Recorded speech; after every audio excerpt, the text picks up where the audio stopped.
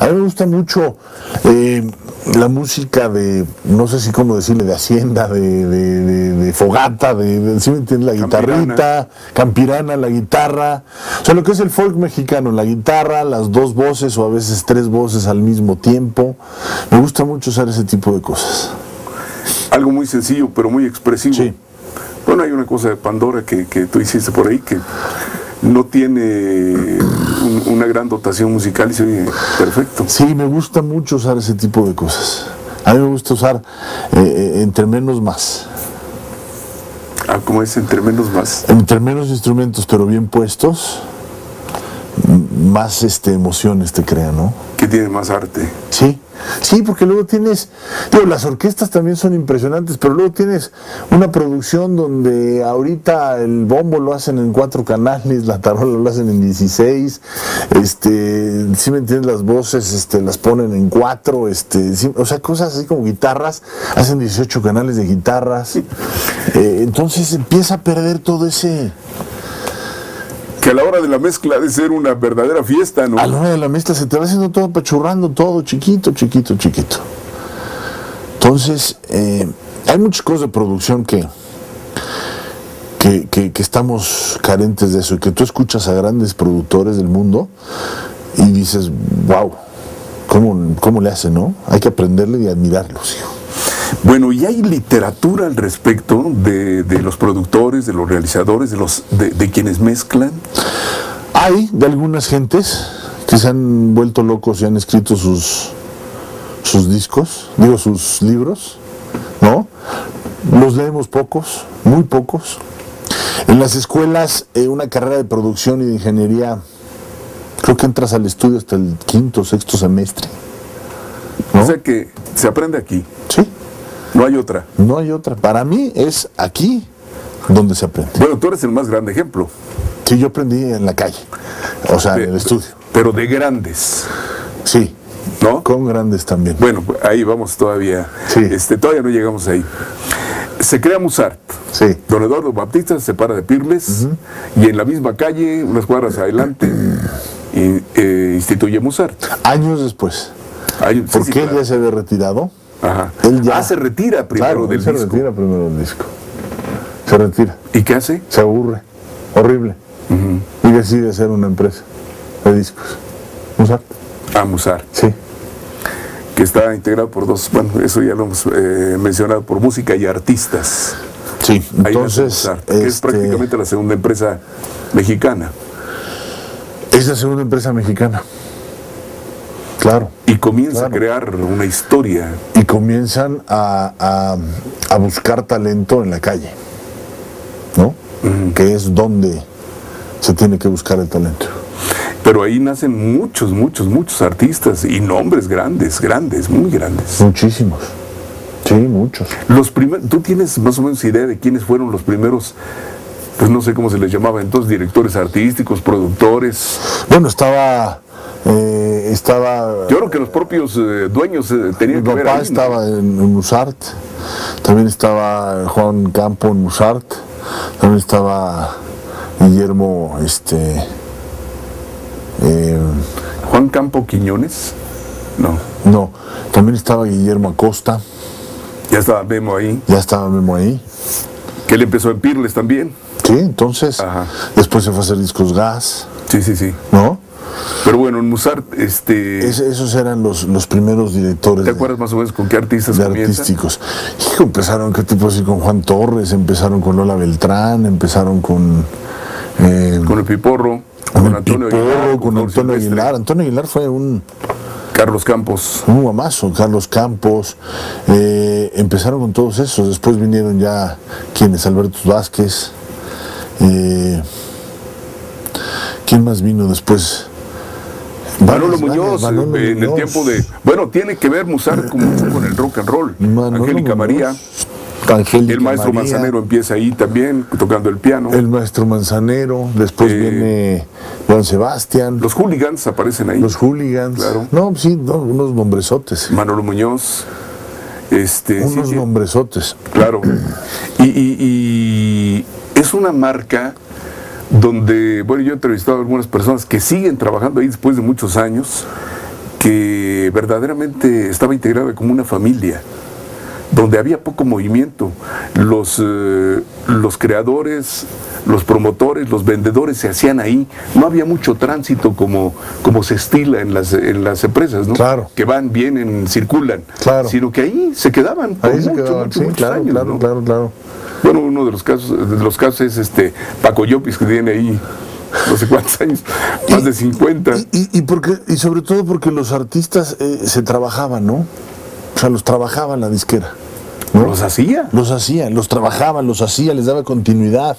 Si no funcionaba un disco como ellos esperaban, no lo llevaban su carta de retiro, venía el siguiente. O sea, luchaban por ellos, ¿no? Bueno, ahí nació Napoleón también. ¿Napoleón? No, muchísima gente. Muchísima gente. Muchos. Después empezó a cambiar, todo. Y llegaron otros directores artísticos. Creo que llegó Alfredo Gil. No me acuerdo quién más llegó y empezó a cambiar todo el asunto ya. Jaime, el papá de esta actriz. O sea, Jaime Sánchez Rosaldo, pero no Pepe sé si Arroyave. Todas esas gentes. Pero bueno, siguió es prácticamente por usar algunas palabras, la última empresa mexicana que comienza a extinguirse, sí. la que permanecía todavía. Y que empieza a sobrevivir de su catálogo. Hace unos años todavía decían Musarte es la empresa más sólida y más líquida. Por el catálogo que tienen. Así es. ¿Sí? Después ya hay problemas que, bueno, derivan en otra cosa. Derivan en otra cosa, que eso ya es parte de la historia también. Claro.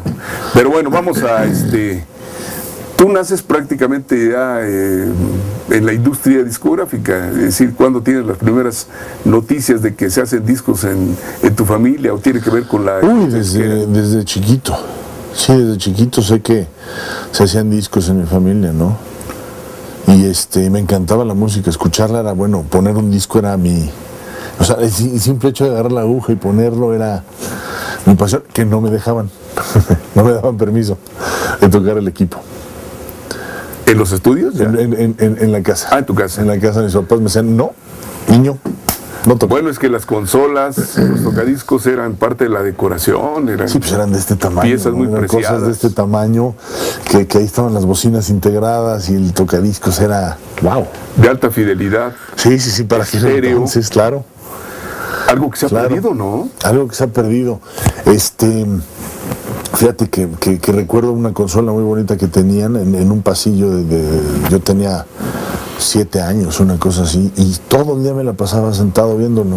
Me encantaba estar ahí, me encantaba. Después empezaron a comercializarse las cosas, empezaron a salir tornamesas baratas, ¿no? Y para luego es tarde, yo lo que pedía a Santa Claus siempre era una tornamesa, luego otra, pero si ya tienes una, bueno, pues quiero otra, ¿no? Y empecé a comprar mi mezcladora y empecé a jugar ahí con mis discos. Y así oía la música. Dejaban un amplificador por ahí botado, yo lo recuperaba, lo arreglaba, lo mandaba a arreglar, lo conectaba, unas bocinas que mi abuelo ya no quería, las cargaba todas, me las llevaba a mi cuartito y ahí empecé a armar mi set de cosas. Bueno, tiene que ver algo con lo que después se conoció como DJ, ¿no? Era diferente. Era diferente porque ahí jugabas con la música que hacían los demás, ¿no? Que te proporcionaba el talento de los productores y de los músicos y de los artistas. Te proporcionaban todo ese material para poder hacer las mezclas de eso, ¿no? Pero ya hacías una especie de programación. Sí, claro, ya hacía una especie de programación. Ya me iba imaginando el beat de una canción con la otra. O sea, aprendí en ese rollo, ¿no? De imaginármelo. Pero todo atendiendo la escuela, normalmente la primaria, la secundaria, todo lo demás. Hasta ahí nada más, hasta preparatoria nada más. Después, todo lírico. Aquí. Eso es. A dedicarme esto. A los 17 años fue mi primera entrada en un estudio de grabación. A pegarle de lleno. ¿A cuál? A no salirme. En la GAP, que mis papás hicieron después de Mozart. Bueno, son palabras mayores, es histórico ese laboratorio de grabación. Ese laboratorio de grabación, ahí fue donde pues aprendí la mayor parte de mis cosas. De repente apareció así ese estudio como el más moderno en México. Sí, fuimos 2 veces, tuvimos las grabadoras multicanal, primero la de 16 canales, que nadie la tenía, y luego la de 24 canales, ¿no? Entonces ya todos los demás, pues las grandes empresas empezaron a tener sus estudios y empezaron a comprar lo mismo que nosotros. Pero sí era de alta tecnología y sobre todo la forma de hacerlo. Era el estudio de moda. Era el estudio de moda. Y se hacían no solamente discos, se hacía música para películas. Se hacía de todo. Pero era un estudio donde básicamente se grababa orquestas casi todos los días, por el tamaño del estudio y por las características, la altura, el tamaño, los micrófonos, todo. ¿Y tú cómo llegas ahí? ¿Cómo llegas como de la familia, como quien tenía chance de entrar sin pedir permiso, a ver o a qué? No, yo me acuerdo que en aquel entonces mi mamá iba a manejar el estudio porque mi papá ya estaba haciendo otra cosa, su carrera de arquitecto, entonces mi mamá se quedó con lo del estudio porque a ella también le gustaba mucho la música y era como su rollo ir todos los días a trabajar, ¿no? Al estudio. Entonces yo iba y me sentaba junto al ingeniero a ver. ¿Te acuerdas qué ingeniero? Horacio Saldívar. Ah, nada más. Sí, él me enseñó. Él me tiene una paciencia bestial. Bueno, él tiene también una historia muy brillante, ¿no? Muy brillante. Considerado uno de los mejores ingenieros de... Y muy poco reconocido. De todos los tiempos, claro. Por lo mismo que decíamos al principio de esta entrevista, ¿no? No existe un reconocimiento, no existe... Muy poco reconocido porque de verdad tenía un talento impresionante él para grabar, una sensibilidad impresionante para mover los botones. Yo me acuerdo cómo los movía y ecualizaba y empezaba a escuchar lo que hacía y yo decía, esto es lo que quiero hacer yo en mi vida. Estamos hablando de sistemas análogos. Sí, totalmente. No había ni automatización en las consolas. ¿Esto es los 70s? Estos ya entraron los 80s. 80s. Sí. Ok. Los 80s. Ese es el primer contacto que tienes tú. La empezó desde los 70, sí. Yo empecé a ir a los 80s. Después decidí irme a estudiar a Estados Unidos a una escuela que encontré, que daban cursos de grabación, pero llegando allá me topé con que las daban una vez a la semana. Y dije, ¿qué voy a hacer el resto de la semana? Entonces me metí y empecé me conecté por un ingeniero que trabajó muchos años en la GAP, Val Valentín, muy reconocido por grabar a Frank Sinatra, grandes artistas también. Él sí fue ganador de un Grammy como ingeniero. Él era miembro de la academia, de los que empezó la academia de la industria de los Grammys. Y él me contactó con un estudio allá y me aceptaron de lo que se llama runner, el mozo del estudio. ¿En dónde? En Los Ángeles. En Los Ángeles. Sí. En Westlake Audio. Que yo creo que era el lugar principal de grabación entonces, ¿no? Totalmente, sí. Michael Jackson, Quincy Jones, claro. Bruce Swedin ahí, gente que dices, wow. Y por la línea directa que mantenía con el cine, ¿no? Sí. También. Entonces, bueno, pues empecé a jalar cables, empecé a aprender esto. Y dije, bueno, esto que estoy haciendo aquí, pues lo puedo hacer en México con Horacio, ¿no? Todos los días se graba allá, todos los días se aprende algo y me voy a regresar para aprender a la industria de mi país, que es donde yo quiero vivir, ¿no? En México no había nada similar, no hay una escuela. Bueno, ahora ya. No había escuelas. Ahora ya es una sí, en esa época no había nada de escuelas, nada. Entonces me regresé y empecé a verlo, le preguntaba, él me tuvo mucha paciencia, me enseñaba cómo conectar, me enseñaba cómo mover compresores, me explicaba para qué eran los compresores. El ingeniero Saldívar. El ingeniero Saldívar, sí. Y en las noches me quedaba yo a practicar con cosas que dejaba, ponía mi cinta en la grabadora, empezaba a echar a andar las cosas, empezaba a moverle y me di cuenta cómo empezaba a sonar diferente si lo ecualizaba y qué pasaba si le juntaba el bajo al bombo, por ejemplo, y empezaba a juntarlos. O sea, empecé a experimentar yo solito todo eso. Cuando llegas a la GAP también comienzas a tener contacto, o bueno, cuando menos conoces a productores. Sí, empecé a tener contacto con productores. ¿A quiénes, por ejemplo? En aquella época estaba productores y arreglistas, estaba Magallanes, estaba Julio Jaramillo, estaba Chucho Ferrer, entre muchos otros, ¿no? Claro. Entre muchos otros. Sí. Y ahí Julio Jaramillo era un gran tipo, me acuerdo que le preguntabas cosas y al principio era así como, no, pues ¿quién eres tú? Él producía para Hispavox, bueno, para Gama. Él hacía muchas cosas, sí, para Gama sobre todo. Sí, Chucho Ferrer, gran arreglista. Y todos los géneros se grababan en la Gama, ¿no? El ranchero de todo tipo. Y el genérico. De todo tipo. De todo tipo. Y vi pasar gente y cosas que dices... Artistas. Bueno, Todos. Todos he visto desde ahí. Ahí fue donde conocí a muchísima gente, ¿no? Mijares, Yuris, muchísima gente fue donde empecé, a Daniela Roma, muchísima gente fue que conocí en ese estudio. Digo, claro, yo tenía 17, 18 años. Entonces, empecé a grabar. Me acuerdo que una de mis primeras grabaciones fue a Rigo Tobar en la noche, y le gustaba grabar en la noche. ¿Tú lo grabaste? Sí. ¿Como ingeniero? Sí. En las noches, madrugadas. ¿Te acuerdas qué grabaste? No me acuerdo, en la música no me acuerdo mucho. De esa época no. ¿Y el productor quién era? Él mismo, su mismo grupo. Con la supervisión de Nacho, supongo yo, de Nacho Morán. De vez en cuando iba Nacho. Nachito de vez en cuando se da sus vueltas. Pero ya era más adelante de lo que era Rigo Tobar, ¿no? O sea, ya era otra época de Rigo Tobar. Ya cuando el trío y el ranchero y todo eso. Sí, ya era muy distinto, ¿no?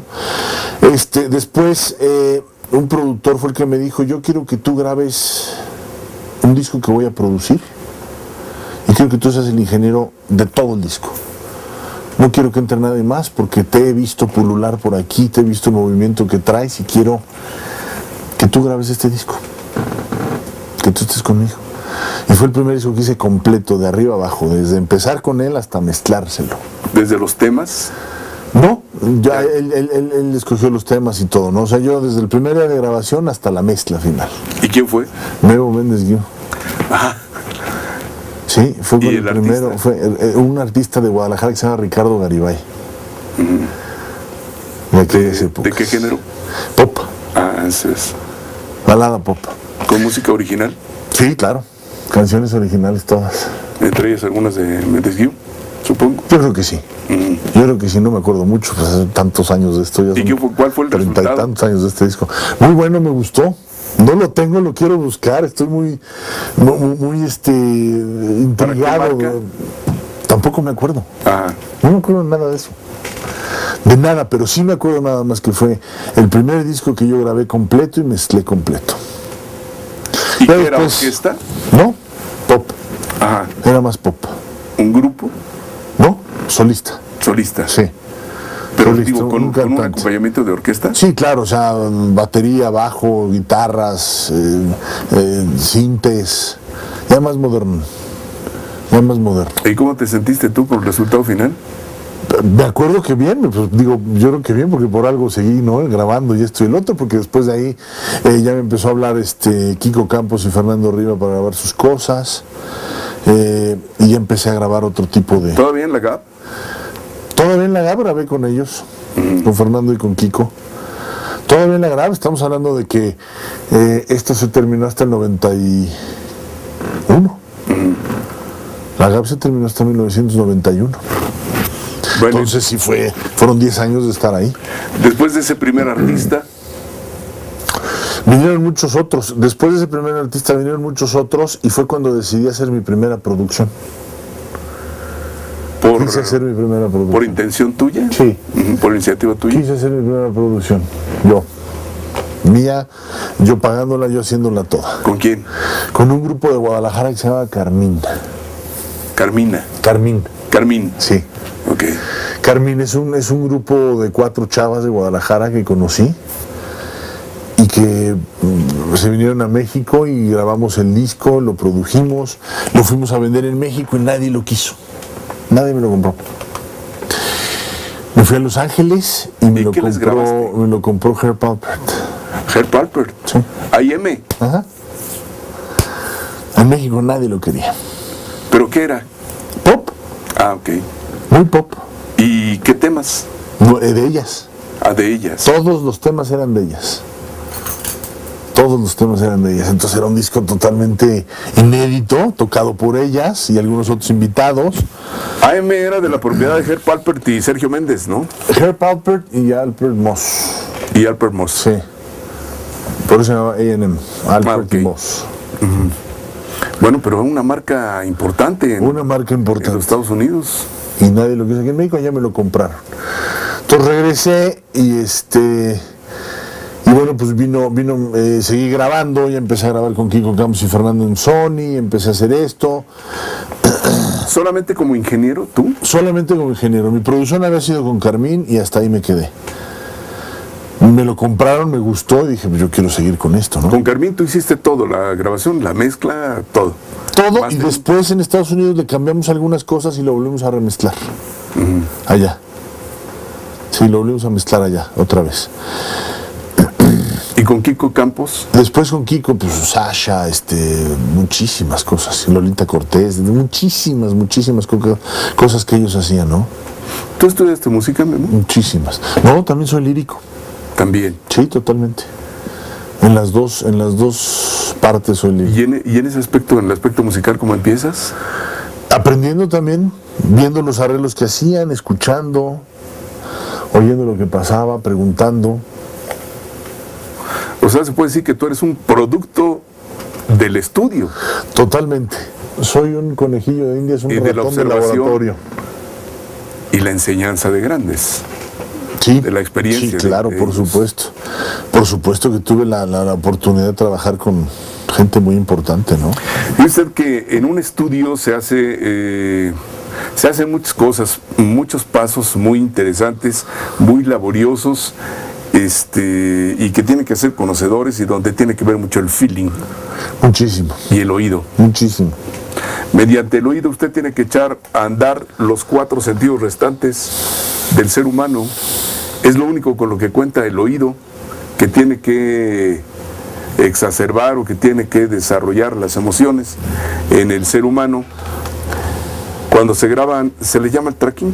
¿Está lo correcto? Cuando se graba a los artistas, a la voz, inclusive, pero después viene un periodo de trabajo ya en la soledad, ¿no? En la intimidad. Ya, totalmente en la intimidad. A mí me gusta eso, porque es cuando más melancólico o nostálgico me pongo, que es cuando mezclo. Ahora, Memo Gil ya no solamente es el ingeniero, sino tienes que ver en la producción. Ya, ahora soy más productor que ingeniero. Pero sigues dándole consola. Totalmente. Todo el tiempo. Ajá. Todo el tiempo.